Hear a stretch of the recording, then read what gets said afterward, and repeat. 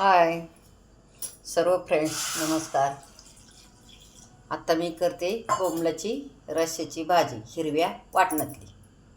हे याच्यात पाण्यात थोडं पीठ टाकून घेतलं आहे. गॅस चालू आहे. आता गरम केल्यावर धुवून घेऊ. हे आता आपलं पाणी गरम झाले. आता उकळले चांगलं. आता मी बोंबील धुवून घेते. बोंबील स्वच्छ धुवून घेतलेत आपण. तेल टाकून आपल्याला हिरवी मिरची परतून घ्यायची. लसूण आलं सगळं परतून घेऊ. हे बघा, हिरवी मिरची, आलं, लसूण हे आपण एवढं परतून घेणार आहे. आणि शेंगदाणे आणि खोबरं भाजलेले आहे ते तसंच ठेवायचं. हे वाटण आता परतलेलं आपण काढून घेऊ. हे सगळं वाटण परतलेलं आपण काढून घेतलंय. लसूण, आलं, कोथिंबीर, मिरच्या हे सगळं परतून घेतलं. आता याच्यामध्ये आपण ओव्याचा तडका देणार आहे थोडासा, आणि त्याच्यातच बोंबील परतून घेणार आहे.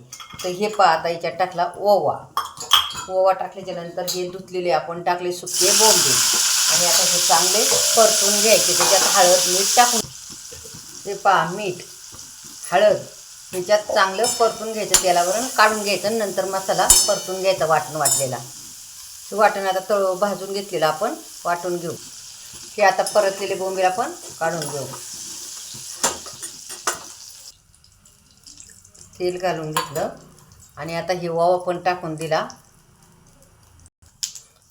ओवा तडतड करायला लागलाय. आता आपण हे वाटण टाकून याच्यात परतून घेऊ. आता मसाला चांगला परतून घेऊ. थोडीशी हळद टाकून घेतली. पहिले आपण बोंबील परतताना टाकलं, तर या वाटणामध्ये आपण जिरं पण वाटले ओव्याचा.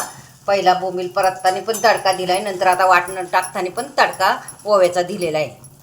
आपलं वाटण परतलं आहे. आता हिरवं वाटण परतून झालं आहे. त्याच्यात आपण बोंबील टाकून घेतलं. मीठ पहिलंच टाकलेलं आहे. लागलं तर टाका, नाहीतर टाकू नका. आता याच्यात वरून मी तेल सुटल्यामुळं वरून गरम पाणी भाजीला ओतते.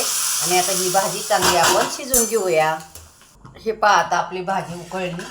आता आपली भाजी शिजून तयार आहे. आणि आता आपण ताट करूया.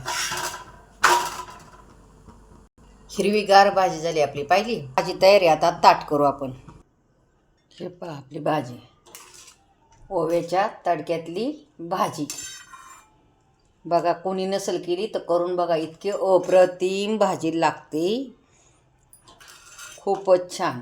आणि अशी हिरव्या वाटणातली भाजी ओव्याच्या तडक्यातली. कशी वाटते तुम्हाला?